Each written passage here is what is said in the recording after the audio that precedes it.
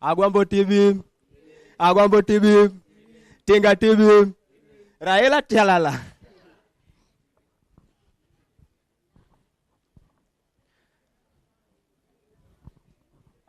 So, Baba amefika, and we are receiving Baba at the podium here in a few. So, guys, let us get ready. Let us get ready. Let us get ready. Huh? Let's get ready.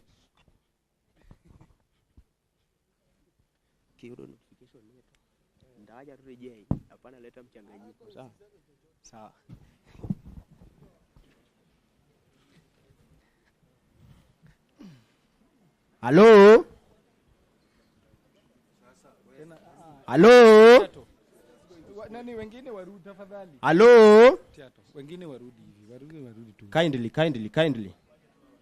Kindly. Wenye wamefika?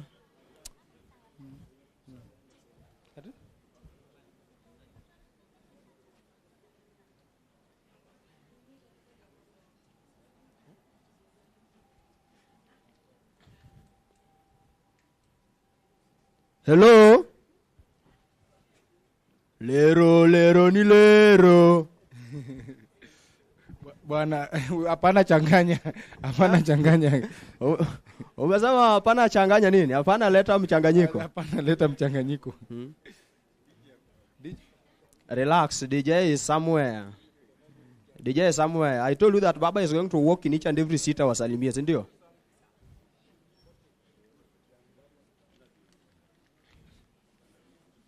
Comrades power. Mnapiga power na macho zenyu. Comrades power. Baba power.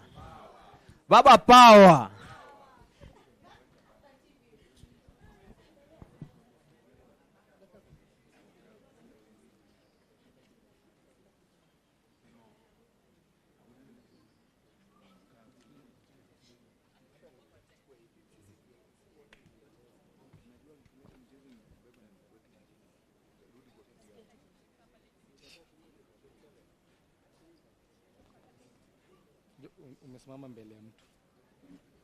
Umesimama mbele ya wao.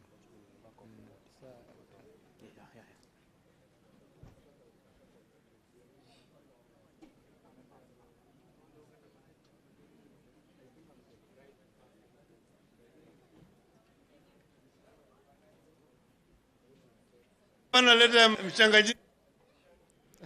Hello DJ.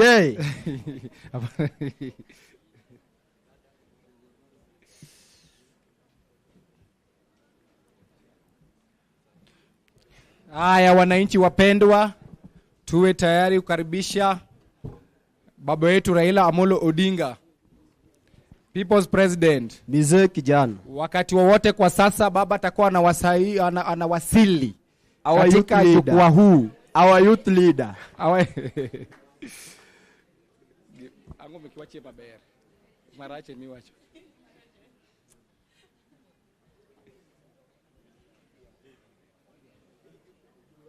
Ikete ba. Unokete ma gino wale kudile.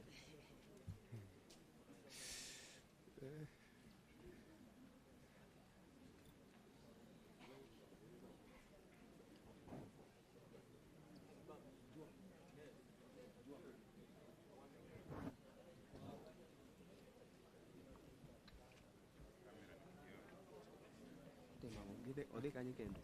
Dumenu wasego kode mpaka yukucha bwati kora na wacho no dwa dhika moro rengo kamoro. Kora na wino biro. Kan na mtingo podo ka. Kan podo maybe wacho menda. Bonya go ngora ye. Ya igeni na dwa nangise to.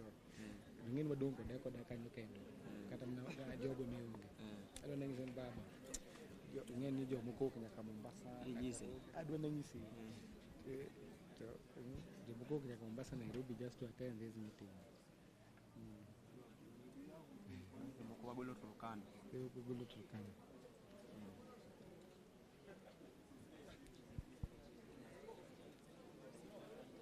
Tongo Madubi.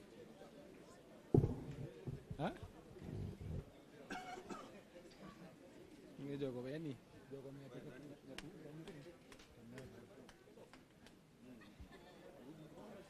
yani comrade umerudi ukakaa chini tena.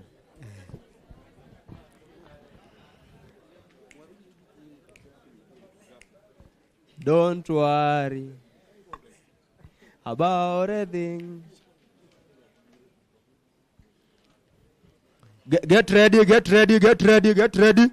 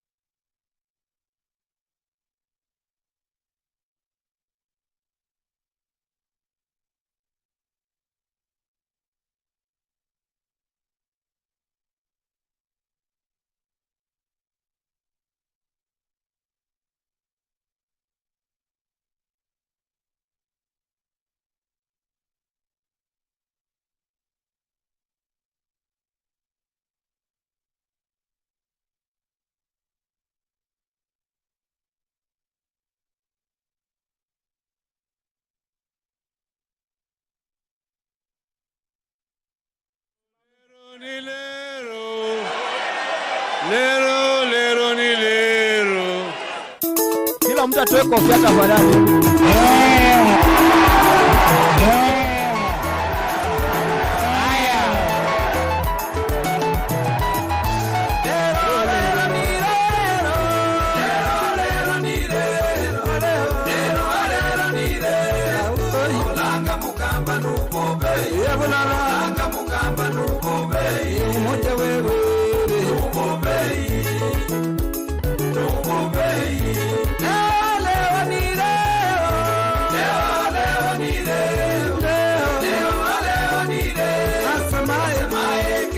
Asante sana baba, karibu sana baba. Karibu baba. Karibishe baba kwa makofi. Karibishe baba kwa makofi. Tunasema Kenya mpya inawezekana. Inawezekana. DJ. Inawezekana. Inawezekana. DJ. Leo ni leo. Kenya mpya inawezekana. Inawezekana. Leo ni nchi ambayo kuna raha na ustawi. Shangwe na vigelegele kwa baba. Inawezekana. Leo ni leo. Shangwe na vigelegele kwa baba. DJ ongeza kitu. Lero ni lero. Lero ni lero. DJ ongeza sauti. Inawezekana. Leo ni leo. Inawezekana. Ndoto yao ambayo walisema ni leo. Kubariki nchi hii yetu ya Kenya. Inawezekana. Haki hii leo na mduzi. Leo ni leo. Tukae na undugu. Inawezekana. Amani na uhuru. Leo ni leo. Raha. Inawezekana. Tupate na ustawi. Leo ni leo. Leo ni leo.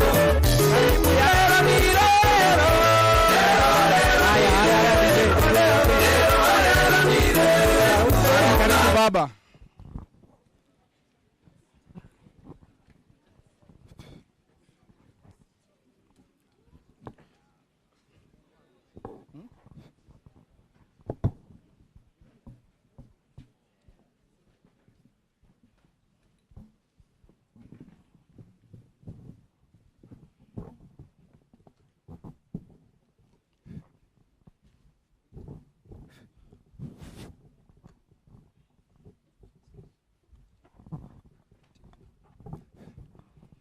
Haya.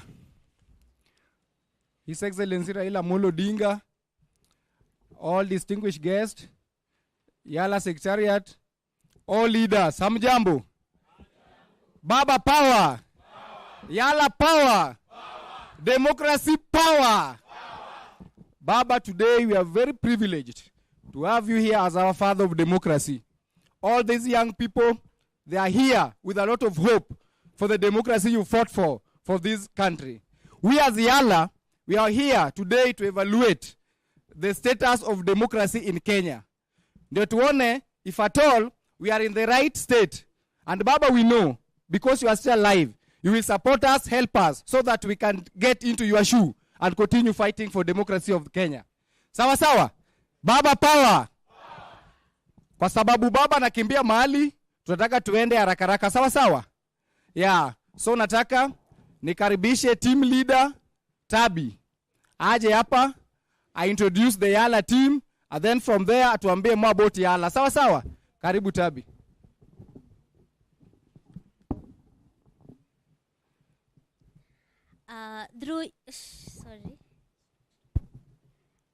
Your Excellency Baba Raila Amolo Odinga, Senator Mazayo, all youthful leaders in here, I greet you all. Good morning. So my name is Rachel Tabitha, a national youth leader and executive director for YALA. I'll read you briefly through the background of YALA, all right? I know you know what YALA is all about, but I'd like to bring all of us on the same page. So Young African Leaders Organization was founded in the year 2020 by one vibrant national youth leader, Ms. Rachel Tabitha, with an aim of educating young people on the significance of actively participating in leadership roles and aspiring to become leaders in various sectors of society. The organization is focused on empowering younger generation to embrace leadership positions and make a positive impact on the African communities and the continent as a whole. Governed by its constitution and set goals, YALA seeks to bridge the knowledge and skills gap among the youth by providing training, mentorship, and conferences, and it aims to equip young individuals with the necessary tools and knowledge to effectively lead and contribute to the development of their communities, as well create a supportive and nurturing environment for the youth to learn, grow, and to thrive. YALA operates with a national secretariat, a national board of youthful members, and the 47 county coordinators. And so far, we have 5 country coordinators from Congo, Nigeria, South Sudan, Tanzania, Uganda, with an aim of reaching more African countries to promote Pan-Africanism and ensure Africa takes a global stage on matters developments, good governance, economy, democracy, and youth leadership. in conclusion, a few weeks ago, YALA sought audience with His Excellency Engineer Dr. Raila Amolo Odinga through Mr. Edward Keta Onyango to have a detailed conversation of Kenya's democracy, which is currently at risk. We recognize Baba as the father of democracy in Kenya. By one, briefly, advocated for the introduction of multi-party democracy in Kenya. Two, he formed strategic...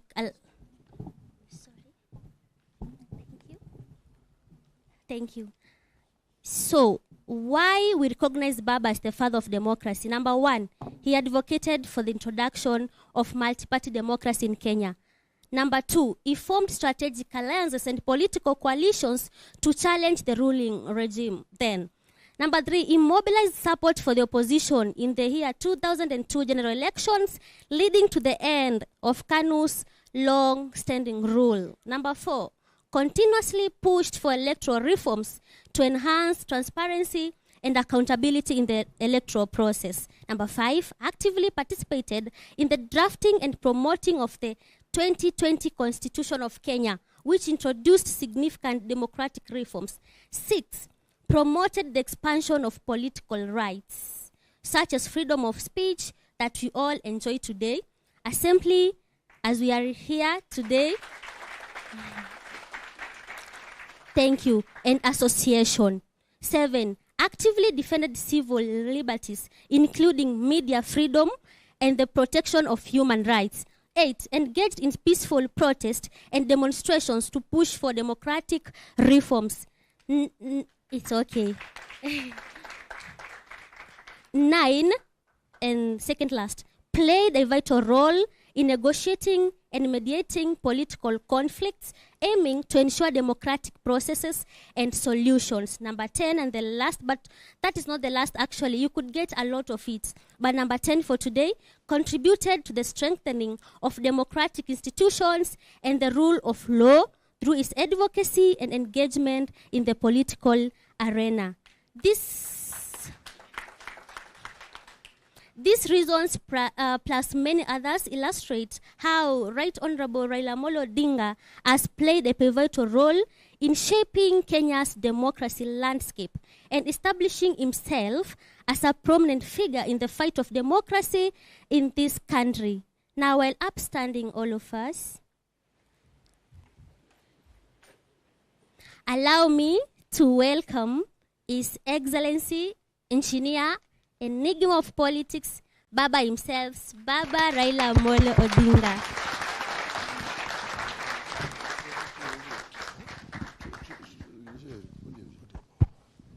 Hello. Vijana hoi. Vijana hoi. Welcome. You may be seated. Now, this Tabitha here is like my granddaughter and daughter at the same time. Some people did not know him, only knew him in uniforms, because he was one of our combat soldiers during the demonstrations. So this is MDD. And she actually excelled herself. She is somebody who is very determined, dedicated, and very, very courageous indeed. That's why when she told me that the youth wanted to have an audience with me, how could I say no? I cannot say no to Tabitha. But you know, in an earlier incarnation, we were called the Young Turks. We were the youth, like you people. When we started, we were the youth at that time. So we were called the Young Turks. And we were 5 of us. Paul Mite, James Orengo, Professor Nyang' Nyong'o, and Joager, and yours truly. Today you're now old Turks. Today you're old Turks. So life is like a stream. The river is flowing from the mountain and the water flows and gets to the ocean. Others are coming. So you see, you guys are somewhere in that process of that journey. We are somewhere here nearing the ocean.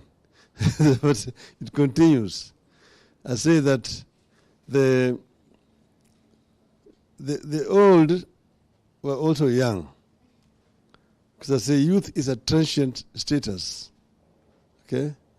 The difference between the old and the young is just very simple. That the old have at one time been young also. They've been youth before. So they know what it means to be a youth and also know what it means to be old. But the young do not know what it means to be old because they have never been old. They have never been old. So the difference between the old and the young is what is called experience. Experience. You see somebody doing something, you see he's making a mistake, but let him learn from his mistake. Because you say, I wish I could advise him not to do what he's trying to do right now. But that is how the way of nature. Now, I have listened very carefully to what Tabitha said about the youth YALA. And we are here today, once again, at a crossroads as a country. They say the more things change, the more they remain. Yes. See, the Kenya as a country was founded in 1963 after a very long heroic struggle of the people of Kenya. I happened to have been present as a youth witnessing the struggle. And I saw how the older ones, who were older than us, we were young people, babies actually, how they were struggling, how the youth were being arrested, how the youth were being imprisoned. It was a very fierce battle. And it was across the whole country. Those youth who fought at that time now, most of them are either dead or are now very old. So Kenya then attained independence, and everybody was so happy. I happened myself to be out of the country at that time studying, but remember us standing there, there's a time differential of 2 hours between Kenya and where we were. But it was exactly at midnight when the Kenyans assembled at what is called Uhuru Gardens. And then the Union Jack was lowered and the Kenyan flag was hoisted. Kenya became independent in 1963, December. So Kenyan people were very, very optimistic. So the most optimistic people in the world. You have now conquered. You have a new flag. You have now a new nation. And we then had a fairly democratic constitution that separated powers. So you had the legislature, you had the executive, you had the judiciary. So you had a prime minister. At that time, Kenya was independent but not a republic. The head of state was the Queen of England and government. Then we had also a devolved system of government called Majimbo. Kenya was divided into 7 Majimbos, with Nairobi being designated as an extraterritorial county. These Majimbos were headed by presidents. Then now, what happened was when they were now writing the Republican constitution, when Kenya was becoming a republic 1 year later, that is where things started going wrong. They now created a president out of a prime minister who was now both head of state and head of government. So the president is one time a head of state living in State House. At the same time, he's also the head of government. And then the then Prime Minister was graduated from being a Prime Minister to becoming an executive president without going for any elections. That was in 1964. 64. Thereafter, then they started the process of constitutional amendments. If you look at those constitutional amendments, they're altogether nearly 33 different amendments. And all of them had basically the intention of removing power from the periphery to the center. So you ended up creating a very powerful center, a president, in the name of president. The president was above the law, could not be prosecuted. And so the presidency emasculated all other institutions of governance that time. You find that the Majimbos, Majimbo was done away with, an amendment, so that they removed Majimbo and created a unitary system of government. Then they also removed the Senate. It was a bicameral house, Senate and the National Assembly. Senate was dissolved and created just only a National Assembly, which is called the Parliament. Then they used to have regional assemblies. Regional assemblies were also dissolved, ended up also called local government authorities. And they created a very powerful ministry called Minister for Local Government, who was an executive minister, but sitting here in Nairobi. So those assemblies basically were powerless.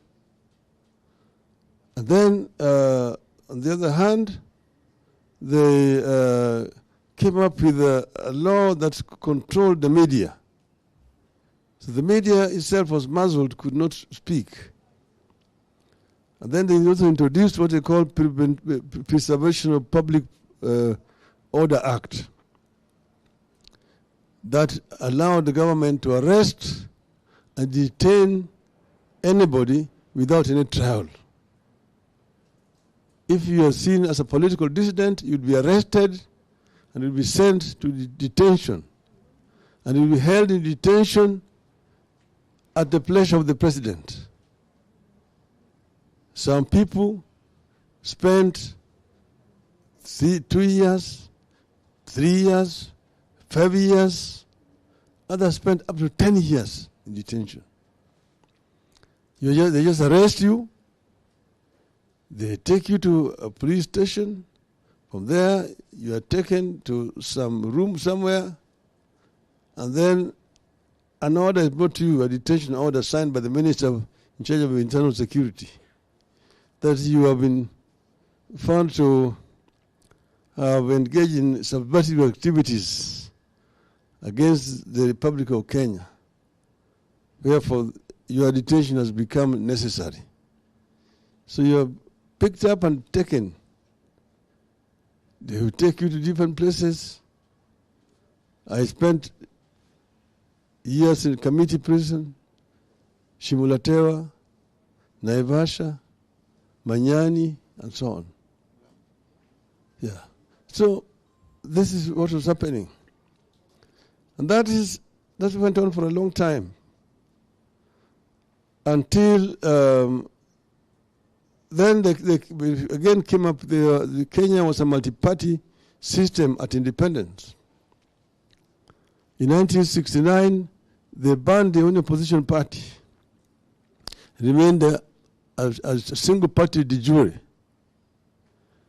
up to 1981. 1981, when we wanted to form a political party, they moved to parliament and brought an amendment to the constitution, the infamous section 2A, which made the country a de jure single party dictatorship. That's where now the Mama and Baba started. So Mama and Baba means KANU was the only political party.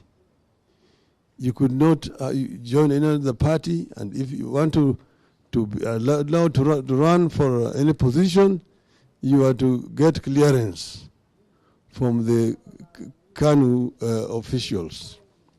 If you're not cleared, you are not allowed to run. So that is where Mama na Baba came from. Mtukufu Rais. So people now started praising the president. You go to a rally, you hear, Mtukufu Rais, juu zaidi. That was the order of the day. Until now, we decided to move again to form a pressure group called Ford. And we said we were going to, before we formed Ford, we had said that we were going to have, because they said that Kenya was not ready for multipartyism. Multipartyism will breed ethnicity. So you need a strong national party, KANU. So we said that, we want, Kenya is ready for multipartyism. And if you are doubting it, we want to go to Kamkunji and ask the people of Kenya if they are ready for multipartyism. Kenneth Matiba and Charles Rubia made the statement, and I joined them. And we decided that we are going to have a rally at Kamkunji on the 7th of July, 1990. 1390. 7th of July, that's what became known as Saba Saba, 1990. So we were mobilizing. Matiba was mobilizing matatus to get people to come to Kamkunji. I was mobilizing through the Gor Mahia group and Blue Union to get people to come to Kamkunji. On the 2nd of July, Matiba and Rubia were arrested. On the 4th of July, yours truly was arrested. And they were taken to detention. But when Wananchi turned up at Kamkunji and fought the police, and many people were shot and killed at that time. Over 50 people were shot and killed that time. You are fortunate to have also witnessed a similar killing recently. But you need to know that it happened in 1990, in July. But the Kenyan spirit did not die. Matiba went there, got a stroke, came out limping, was flown to London, but his life was completely undermined. Charles Obia came out there, he nearly lost his throat. He had gone surgery in detention. I am the one who came out strong.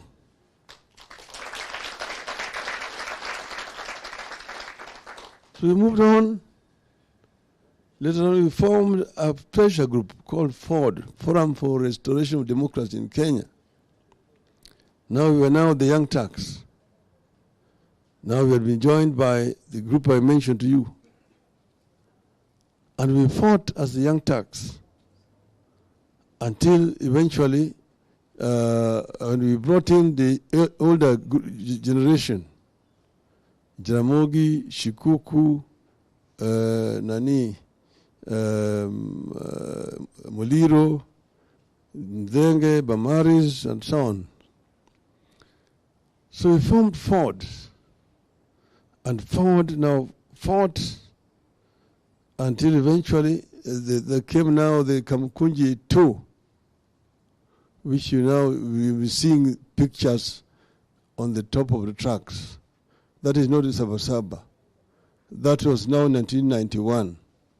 But Sabasaba was that was October 1991. But Sabasaba was in July 1990. But by 1991, I had been whisked out of the country because they were looking for me again to pick me up for the 4th time. And I escaped town and ended up in Norway in exile. I'm just giving you this story to give you a summary of how the struggle was. Then we now eventually managed to get them to allow multi-party. And we formed Ford. Of course, eventually Ford split because of ethnic politics, cheap ethnic politics. And we went into elections divided. We split the votes because we have 3 parties in the opposition. Moi slipped through with 34% of the votes. He beat us. We got the 66%, but we lost. Then now we moved again and we fought in Parliament. We insisted that reforms must be introduced because we were having multi-party under the old constitution. The structures were all still very single party. One time we staged a protest in Parliament on the budget day. When Moi was there, we stood up, all of us, and we were shouting, "No reforms, no budget. No reforms, no budget." The then Minister for Finance, Mr. Salim Dabadi, could not read the budget properly. In the end, that is what led to what was called the IPPG, Interparliamentary Interparliamentary Group, that came up with the minimum amendment to the Constitution. But then eventually it took a longer time until eventually we now came up with a new constitution. This new constitution, of course, I moved the motion in Parliament to set up a select committee to spearhead the process of constitution review, which was passed, and I became the chairman of that committee. And we started the process of constitutional review, ending up with a new constitution. I'm the one who appointed Yashpal Gai as the chairman of the Constitutional Review Commission, and appointed all those commissioners.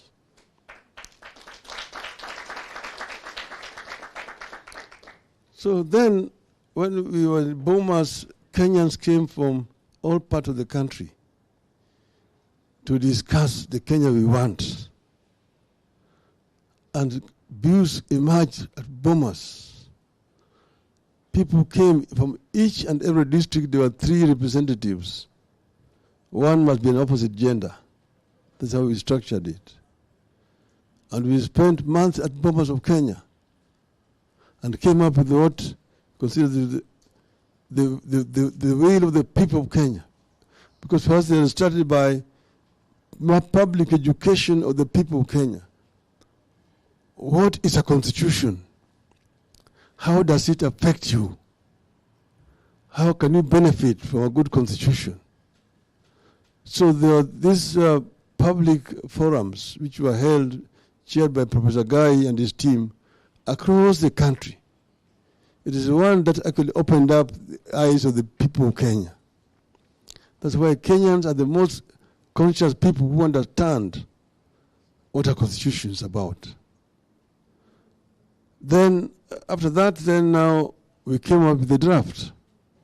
But there were people who were opposing the structures that we are trying to introduce, particularly one, devolution. Devolution was opposed very seriously by the national government here. They don't want to let power go But the devolution, I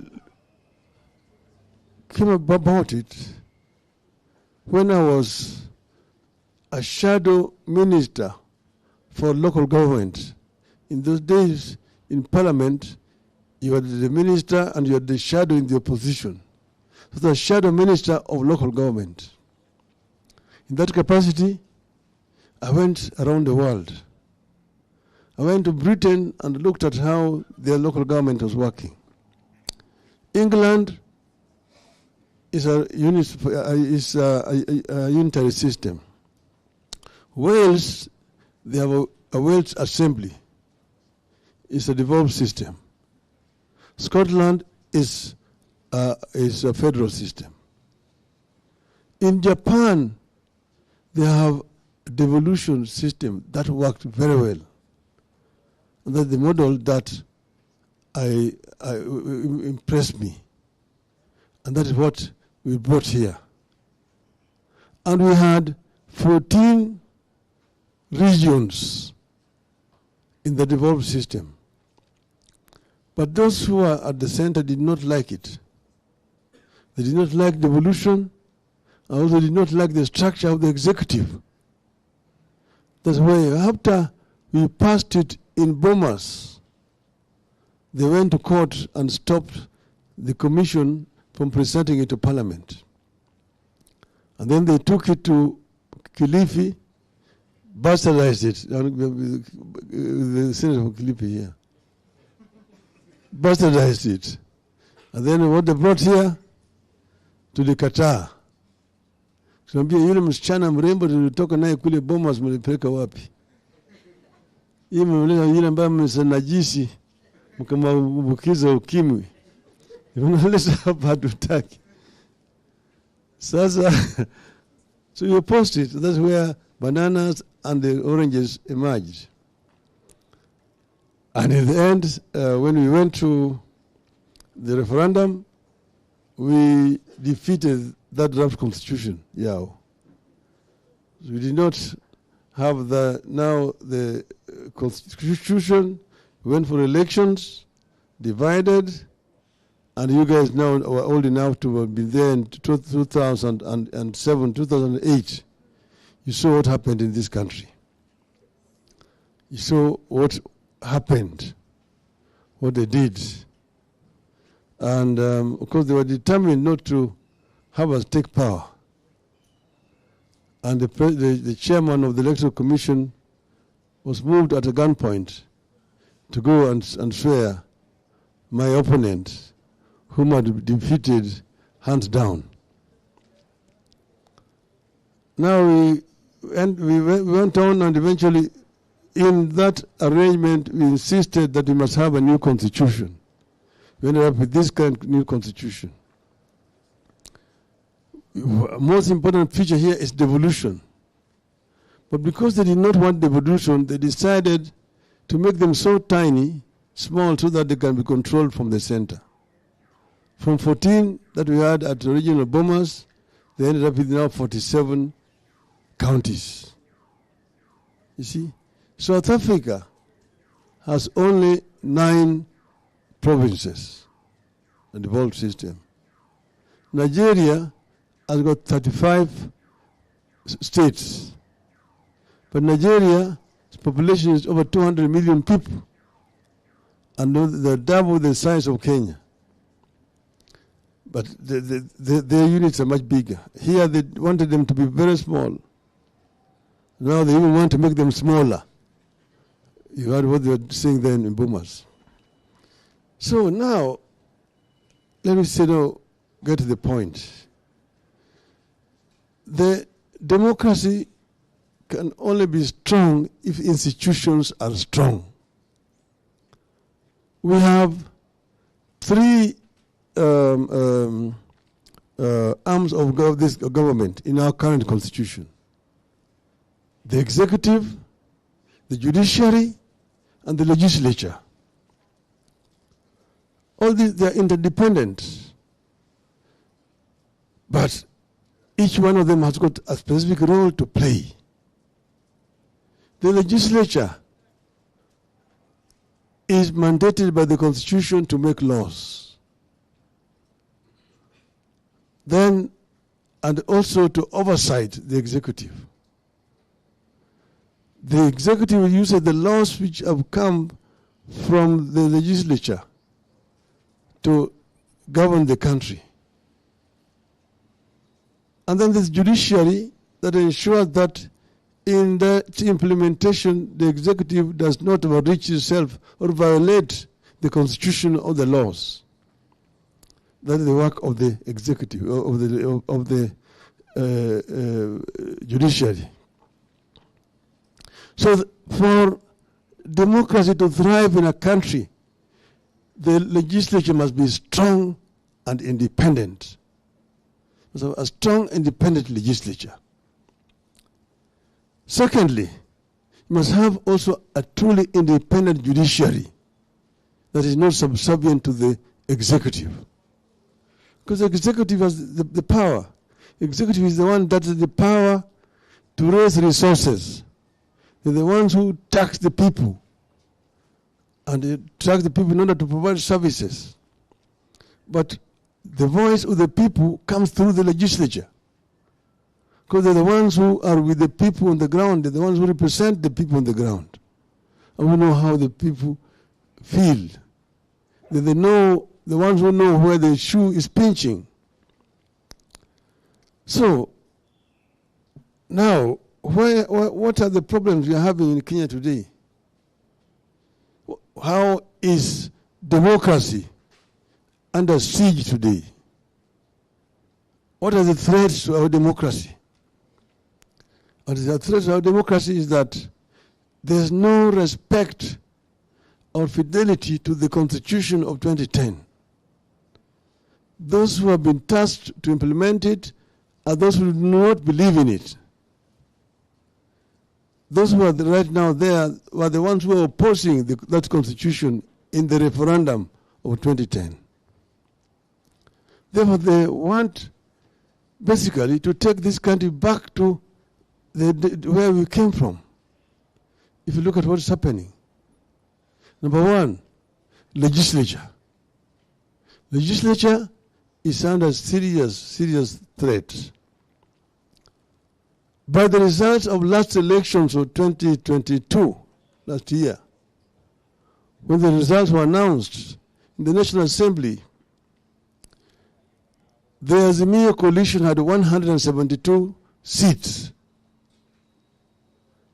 The Kenya Kwanza coalition had 165 seats.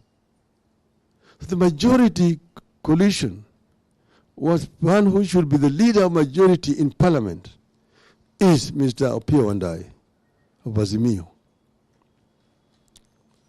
But they started immediately when the results were announced to start poaching. Immediately before being sworn in, they had already bought a party which was an affiliate of Azimio called UDM. Then the other one called PA. Another one called Maendeleo Chap Chap. Crossed the floor to join the other side, making therefore Kenya Kwanza now have a majority. And that is how they managed to win the speaker elections. And they imposed their person as a speaker of the National Assembly. Those, if the judiciary was right, those elections should have been nullified. Because those people who had moved, they were elected in Azimio, should not have been allowed to participate in the elections. Because they had defected. And under our laws, if you move from a party that sponsored you to elections, you are required to resign or lose your seat and go for a by-election. That has not happened. So now Kenya Kwanza is enjoying artificial majority in parliament. Then they went on again to now raid the other parties. You've seen members of ODM going to State House announcing that they are going to work with this Kenya Kwanza government. You are elected on an ODM ticket. If you want to work with Kenya Kwanza, resign, go back for a by-election and be re-elected and come back. Then they related now our other Azimio party, Jubilee. Several members of Jubilee announced that they are now going to work with Kenya Kwanza. They are moving away from Azimio coalition without following the process that is provided for in law. You cannot just announce Azimio is a coalition, there's an agreement. If you want to remove, you must follow the process, because the leadership of Jubilee is very much still in Azimio. But members of Jubilee Party who are elected in Jubilee Party, therefore Azimio, are now sitting on the other side of the house. So now you see, Parliament has completely been compromised. They are enjoying an artificial majority in Parliament. And now they can pass all the laws that they want.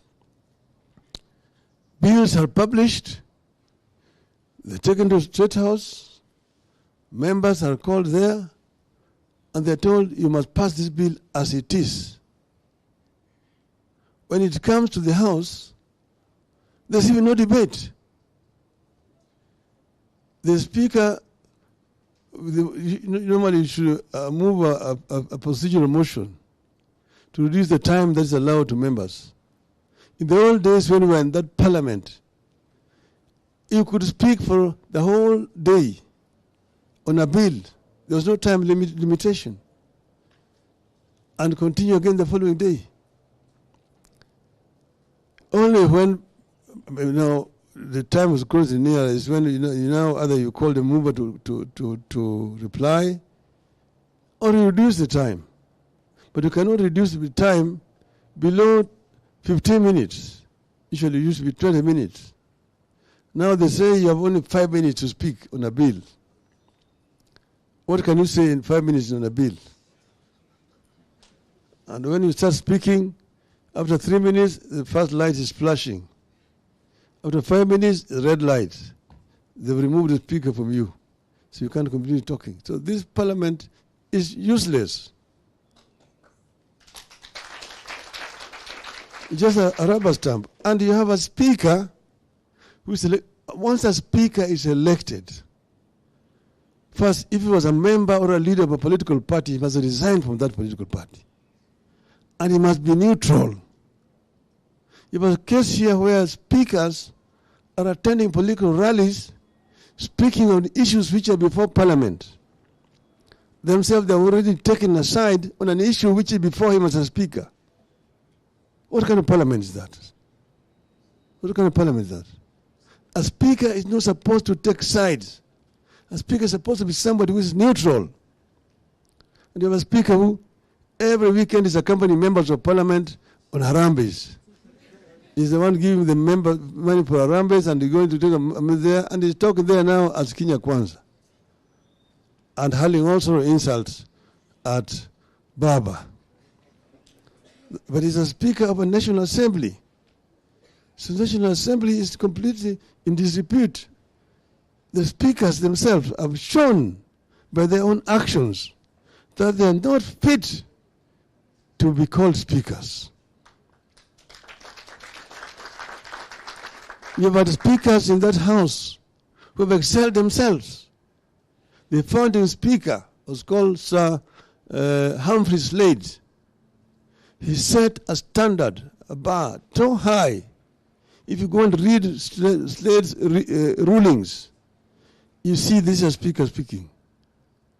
And with several other speakers.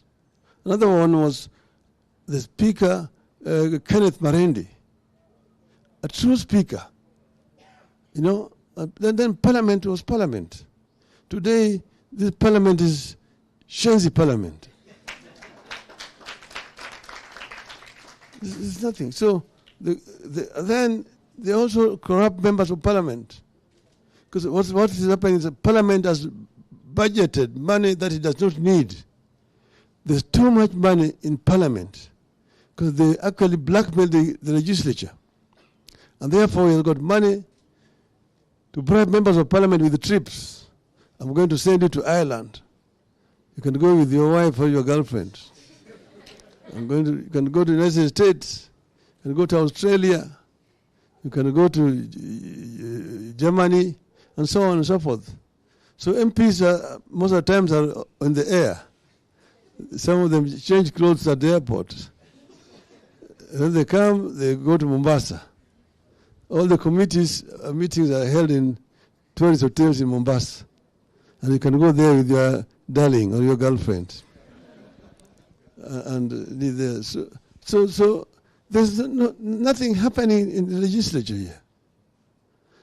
Then you see the amendment that they bring. Some big amendments which are unconstitutional, and they are pushed and passed without any debate in this parliament. So you don't have a parliament that can oversight the executive. You don't have a parliament that's one. Two, and this is what is happening today, happened in the 60s. So history is repeating itself. That's why I started by telling you the more things change, the more they remain the same. Two is now the issue of the judiciary. You see, judiciary, it's also been raided. Judiciary is now making rulings which are in favor of the executive. The executive can threaten you. You saw the senator for Busia, Okiya Mutata, challenging the finance bill in court. And he was told directly by the chief executive of the chief of the executive that you're wasting your time. I am the president of this country. You can never defeat me in court. I will defeat you. And then the chief justice puts together a bench which is user-friendly and makes a ruling in favor. Okay? You're saying this matter is still going on, but you say that you are removing, this had been suspended, the implementation of finance bill had been suspended. Then they say they are removing the suspension, but allowing the case to continue. So the people are being taxed already, as there's a case in court. You see, that's the kind of judiciary that we have. And several others. Right now, we are going to go to Mavoko, where demolition is going on right now.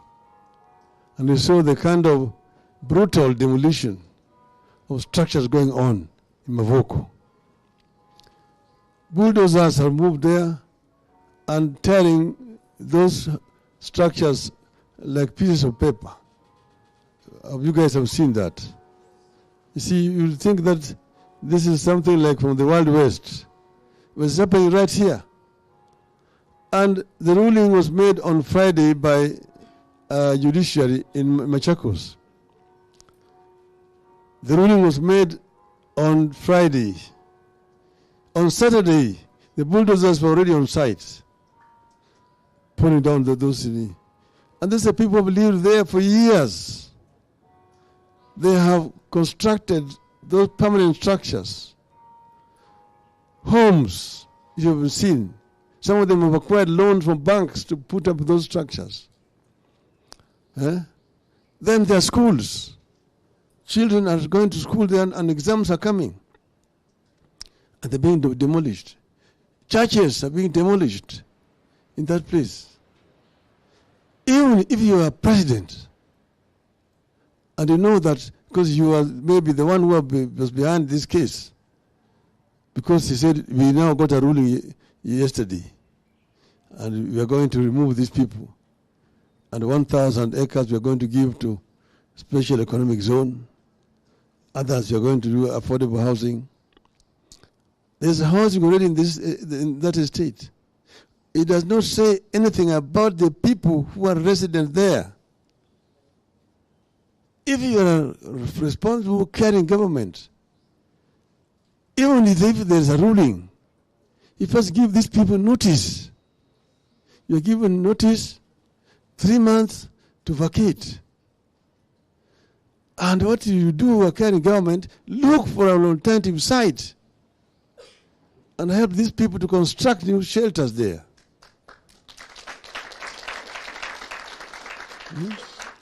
These are human beings. They're men, women, children, people who are disabled, who are living there. And this is supposed to be an independent country. And you're saying you are a Kenyan government. At the Mahasla, at Mama Mboga. Where did that language go? Where did that language go? You're doing this thing to your own people. You think this is probably Palestine. When you see the kind of destruction going on in Mavoko, that itself tells you the erosion of our democratic system. Because we have a new constitution, but the gap is here between the constitution and the implementation. People discard the constitution. The people who were brought up in the days of Mama and Baba, and that's where they want to take this country to. Now you see devolution, they are bringing amendments every other day. They're being bills every day. Like, for example, health. Health is a devolved system. Now they're going to upload what they call the community health care system. They want to run from Nairobi. They refuse to give resources to the devolved systems. The counties, we had said should get minimum 15%. But now we're saying they should get 35%. They're not even getting that 15%. You see, the money you're keeping here, you want to go and do it yourself. Community health care. The money you're going to pay there, why don't you give it to the counties? They need the issue of housing, affording housing. It's a devolved system. They want building houses all over the country. Markets belong to county governments. They want to build markets and hand it over to the counties. Industrial parks, they want to build it up here. If you take that money and put in the kitty of the county government, you will go beyond 35%, even 40%. And then you remain to supervise from up here. Let the counties now compete in implementation. That is how this country will develop much faster. But these things are held up here because of procurement. Who's going to do the tender? You see, that is another thing. The corruption. That's why they want to be the ones who are tendering. They're the ones who are appointing contractors. They're the ones who are paying contractors so that we'll be able to get commissions. In infrastructure, roads. In my earlier incarnation, I was a minister for roads and public works. And I'm the one who brought reforms in the road sector. What you call Kenya Roads Authority was formed under my charge. Kenha, Kera, Kura were all formed under my charge. And I was working with the World Bank in these reforms, and I was really opposed and criticized for doing it. But we wanted to create more efficiency in management. But that was then under that old constitution, which was a unitary system. With a devolved constitution, there's no need for Kura and Kera. All those responsibilities should be transferred to county government. There's no reason at all why, apart from the highways that pass across Nairobi here, why the national government should be having roads in Kariako, having roads in Madare, having roads in here. There's no reason why. That should be the responsibility of Nairobi County government. There's no reason why this government should be having roads in Mombasa. at Kura, some road in Mombasa which Mombasa government cannot touch. In Kisumu, in Eldoret, in Nakuru. Why? And in the rural areas, so many roads in the rural areas, what you call rural access roads, which should be county government roads, but all still controlled by Nairobi here. They cannot even maram roads there because those roads are under the national government, and they refuse to take money down there. That's why the devolution is not working. Devolution is not working because it's not being empowered to work. You see the Ministry of Health budget this year has grown by 17% at the national level. And most of it recurrent. That money should go down. Those people should go and work in the county government. The national government should only be dealing with level 5 and 6 of hospitals. Leave level 4 downwards to county governments. Then the health sector will be efficient. So down there, nurses and doctors are going on strike because they're not being paid. Why? Because the government is not getting the money.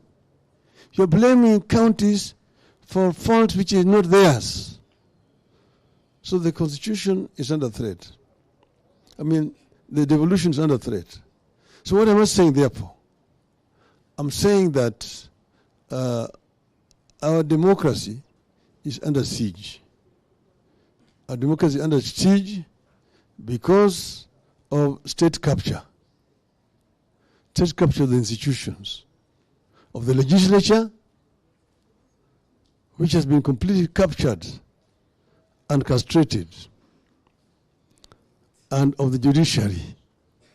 And all other independent institutions are all under threat by this regime.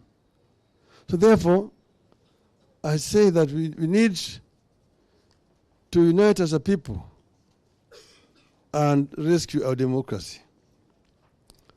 I want you to remember the words of Ronald Reagan, who was former president of the United States. And he said this way: freedom is never more than one generation away from extinction.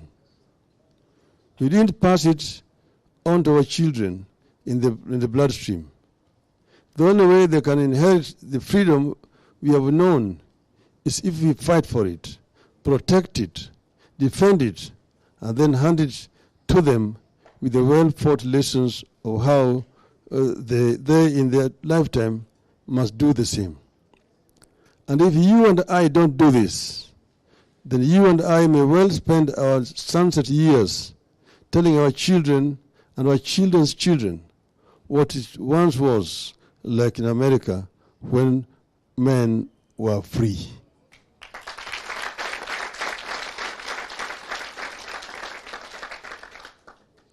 Democracy and freedom are never guaranteed. They never come naturally. They have to be fought for.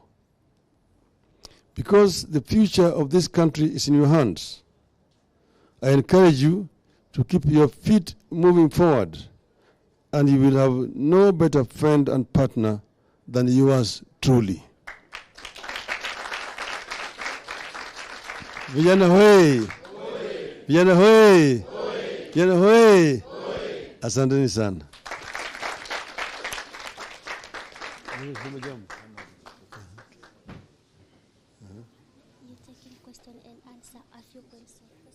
So I've been asked to take a Q&A shortly. Question? Give a mic.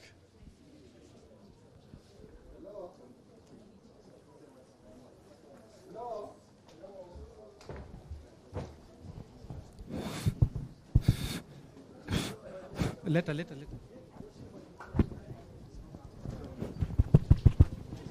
YALA power! YALA power! Kwa sababu ya wakati, we've heard what our father have told us, ndio? It never came easy. It has been through a painful process. Sasa nataka nikaribishe Otiato. Otiato ako wapi? Ya Otiato, chukua mic.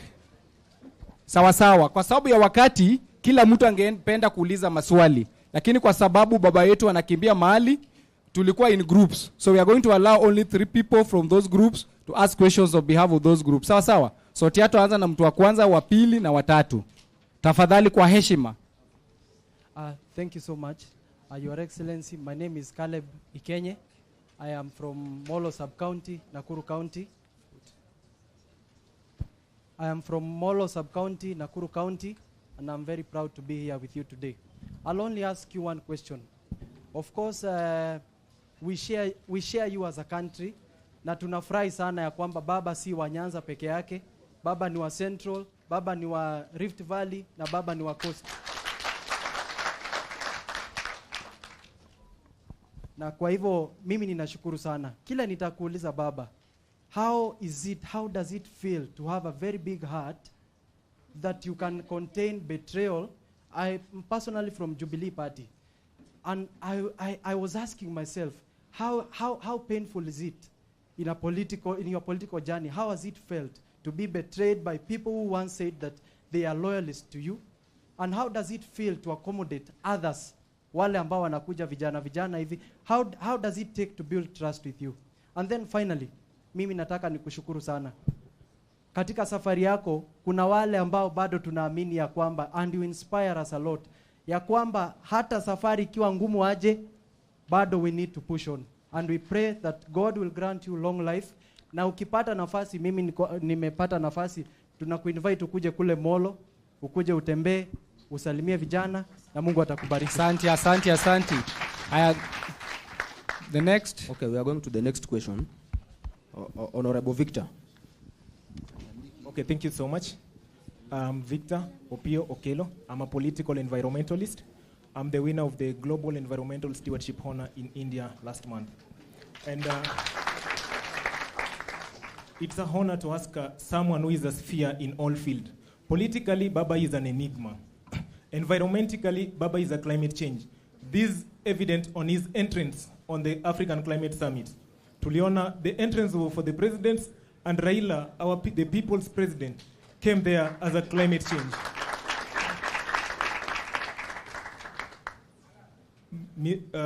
His Excellency, Baba the Sixth. This is my question. There is a say in West Africa that what we do today, we need to echo to our children's children. I'm really disturbed. Not politically alone, but environmentally wise. I announced I wanted to do a tree census in Nairobi. I had so many calls and I was one not to continue with that thing. Just as a matter of climate change and also politically, being a political environmentalist, we're really frustrated going to the relevant offices as a young man.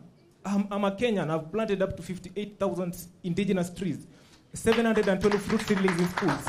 But when I go to the relevant offices, just my name alone gives me a block at the entrance. Baba, I'm asking you these, help us. Thank you so much. God bless. Thank you so much. Next. Okay, next question to Madam Florence. Yes, gender. Okay, thank you so much for this opportunity. My name is Florence Ayo Onyango from Seya County, a young aspirant for that matter. And I just want to tell Baba that the third liberation, according to you, Honorable Raila Odinga, is democracy in itself. And,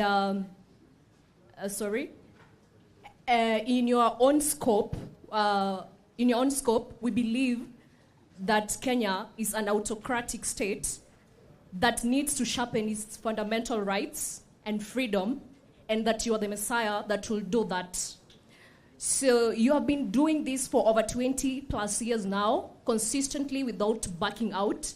And also vying 5 times for presidency is not something that we joke about as the youth of this country. We are looking at you and it's actually very motivating. So what is the ideal image of Kenya that has kept this celestial fire that keeps burning inside you for the pursuit of your dream? Thank you. We are getting the last question from this room. And I hope should be the last question.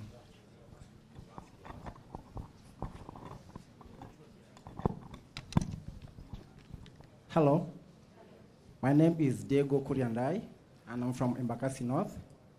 I'd like to ask your Right Honorable the only honest man I know.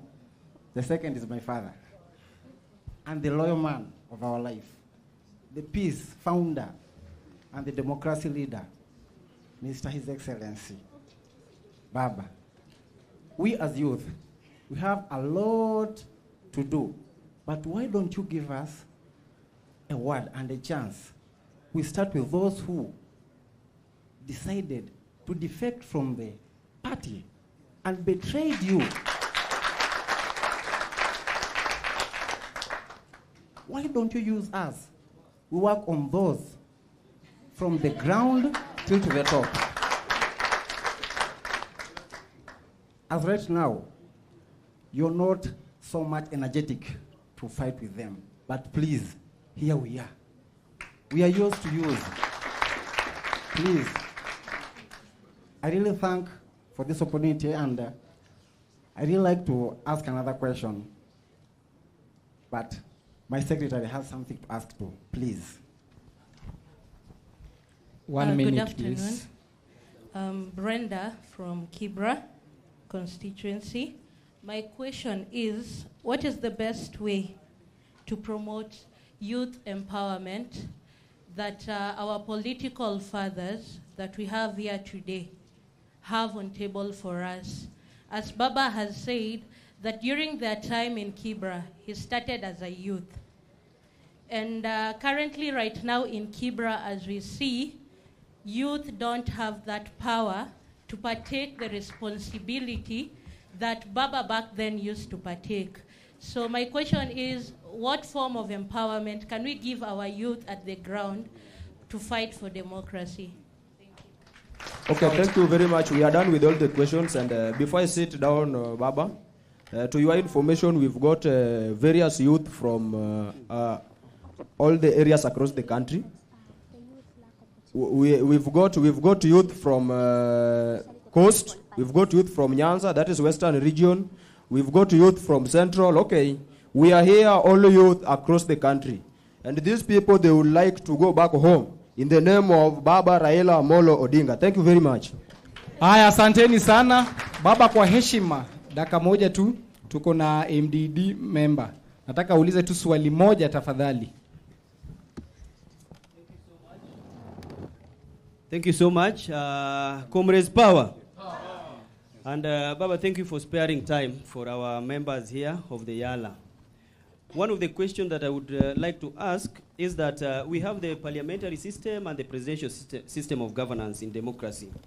Today we've seen members of the cabinet going to the parliament. And being that we are in the presidential system of governance, is that one supported anywhere? And number two, what would be your view? Would we take the direction of remaining with the full presidential system that we adopted? Or would we go the parliamentary way system of governance in democracy? That is my question, Baba. Thank you so much. Yeah, I just want to illustrate one thing. Baba, His Excellency, as we are here, YALA has got members from all over the country. Some of them have come from Coast, Nyanza and Kisumu. No, we just said we are not attending the sessions when members of parliament come. Yes, His Excellency, on behalf of YALA.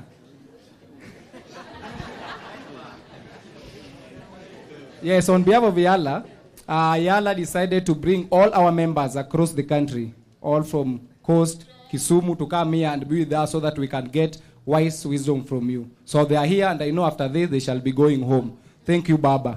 And Baba, from here, tell us how we are going to deal with the toothless parliament. We are tired. Thank you. Thank you very much. I've got members of parliament here. And on their behalf, I'm going to ask Party Secretary General, Honorable Edwin Sipuna, to say something.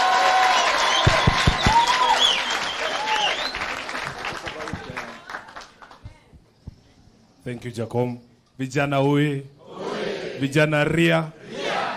Your Excellency, you've just surprised me. I wasn't expecting to speak because it is usually good that we also allow these young voices to have the stage that we have. And I just wanted to comment on two things. Your Excellency, first of all, I want to advise these young people that there is nobody who is going to invite you to do anything.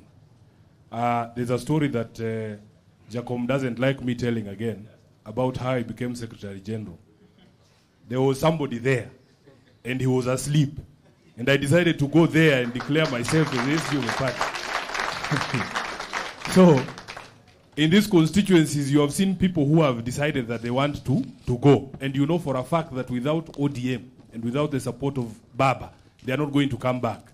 What you should be doing now, because as the SG I'm seated there, you should be introducing me to the acting member of parliament for Langata. Who is there? Ako wapi? Senator Kisumu iko hapa? Yuko hapa? Hey, hiyo ndio unatakana unasema. Unasema baba kama huyu mtu ameshindwa na kazi mimi niko wapi? Niko hapa. Sawa sawa. Jambo la pili. Your Excellency, as you are aware, we in the minority do not support the amendments to the standing orders that were brought to allow cabinet secretaries to come to the floor of the House. And we do not just object with our mouth. We objected during the debate for the amendments of the standing orders. And after we were defeated, because as you know, we in the Azimio side will come with arguments and points and alternatives, but those other guys just come with numbers. They just say, okay, give Sifuna his 5 minutes to talk. At the end of the day, we know he doesn't have the numbers. So we were outvoted even during that amendment to the standing orders. But we proceeded to go to court. Your Excellency, that court case is going to be ruled on the 23rd of October, which is a few days from now. We want the High Court to pronounce itself because in our view, they took a shortcut to amend the constitution to allow members of the cabinet to sit in parliament. So once that decision is made, we want the courts to pronounce themselves, and we are hoping that in this particular case, the court will stand to defend the constitution. Other than that, Your Excellency, because of time, I really don't have anything else to say. I want to encourage you, young people, that this journey that you have started, if you are calling yourself leaders, you must show yourself as leaders. You must behave like leaders. I have had an opportunity to meet some of you. Ikenyi, who was speaking here, they came to see me in parliament. And I gave you a warning that you should give to these other colleagues of yours. Tell them that if you are genuine people in the journey of leadership, I am telling you, you will succeed. But kama ni mradi, unajua pia sisi tunachoranga hizi miradi. Kama ni mradi utajulikana tu hii ni mradi. But if you are serious, there are people here who are willing to support, like me personally. I am willing to support young people who are genuine in growing themselves as leaders, to involve themselves in the political leadership of this country, because we also started like you and we were supported as well. We are not here on our own volition. Personally, it has been Baba who has held my hand all this time by identifying talent. You should be able to be identified as a talent, as a serious person who wants to grow in the journey of leadership, and we will support you. I thank you, Your Excellency. I don't want to say anything else, but everything that has been said about Parliament does not involve or include Azimio leaders. Thank you. So you've heard it now from the horse's mouth. Now there are some questions which came, some actually was same question asked twice. This one of betrayal by the youth. How do you feel that you've been betrayed? Well, betrayal is human nature. You see, Jesus was betrayed. So this is a very old sin. It started with his first human being. Even Adam was betrayed. So sometimes it's because of greed. Somebody thinks that side is better than this other side. He can get better opportunity that side. He runs to their side. But what I've learned in life is that most of the time they go there, eventually they just come back here. So I've been telling them kama ile ni historia ile umbu ambaye alibeba nyama kwa kinywa chake, anaenda juu ya daraja, anaangalia maji huko, anaona kivulivuli yake. Nafikiri ile umbu amebeba nyama kubwa kushinda ile yako naye. akarusha hii kwenda kung'ang'ana kwa ile, akajipata ako na mamba huko chini kwa maji. So those are usual things. The other gentleman said he is interested in environmental protection, but this issue of inclusivity is being discriminated against because of his name. You see, this is a disease in Kenya which we thought we would cure. Mwalimu Nyerere taught Tanzanians huko ati kule Kenya wanajijua kwa msingi ya kikabila, ati wewe ni Mjaluo, wewe ni Mkikuyu, wewe ni Mluhya na kadhalika. Lakini hapa Tanzania hatujui, lakini naona kama hiyo ugonjwa inakuja hapa Tanzania. And he was trying to nip it in the bud. This issue of ethnic bigotry. A nation cannot develop if a section of that nation is being excluded from development. You really see a lot of negative energy that way. But look at the way they started. Look at the cabinet. Look at the permanent secretaries. Look at the heads of parastatals, the directors of those parastatals, and so on and so forth. It paints a very negative picture. Yet you are living in the same country with these people. It is actually primitive. It's primitive. And as a result of this, there's a lot of anger. If somebody is being bypassed in promotion because of his ethnicity, yet people from that community also pay taxes. A leader of government can sign and say that the government is a company, it's a corporation. There are shares. There are those who have got more shares, those who have got fewer shares, and those who have no shares. So if you have no shares, what are you doing in Kenya? Why are you being called a Kenyan? I mean, and such a person, somebody says that politics is primitive. It's primitive, but you're sitting with the same person there as your deputy. Why don't you sack him?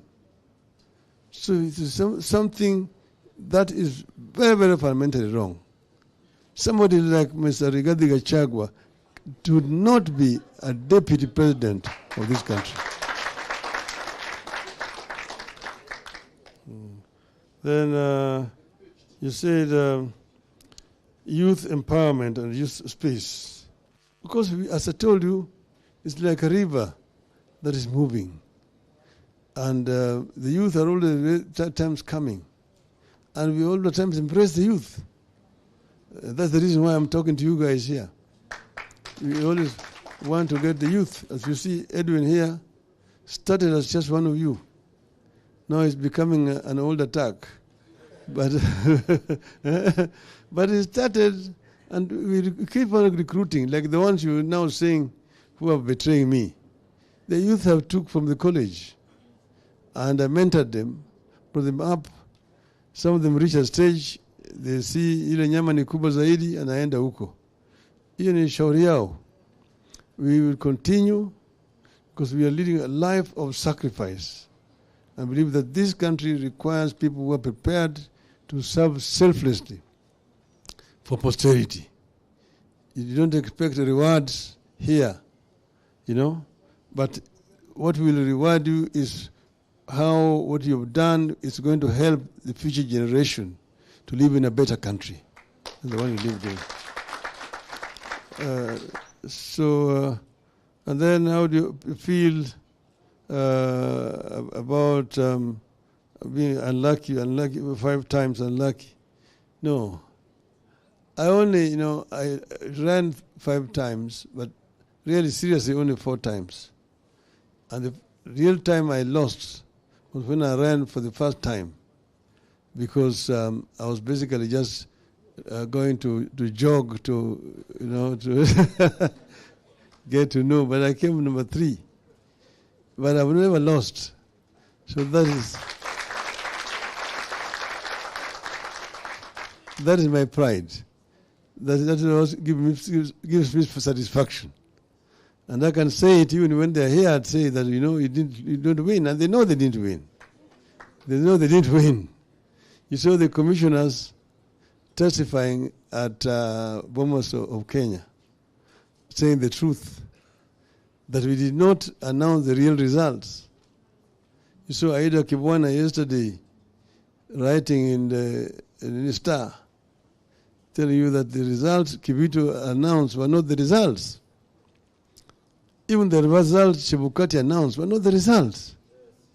They're not the results. And he knows it, that they're not the results. But see, what kept me going is the Kenyan spirit. Ultimately, Kenyans deserve better. And working this way, we will be able to strengthen democracy in Kenya. And one day, Kenyans will have a true, free, open, transparent elections. Thank you very much.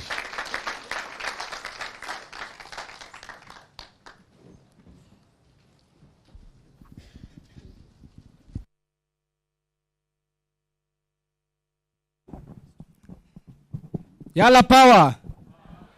Thank you, His Excellency. So because of time, we are moving to the next program. So the next program is a photo session. We are going to have photo session here with Baba. And then from there are some people who are going to proceed for the selfie. So I think we are going to arrange. Yeah. Baba atakuja hapa. Nyinyi mbaki tu mmekaa hivyo.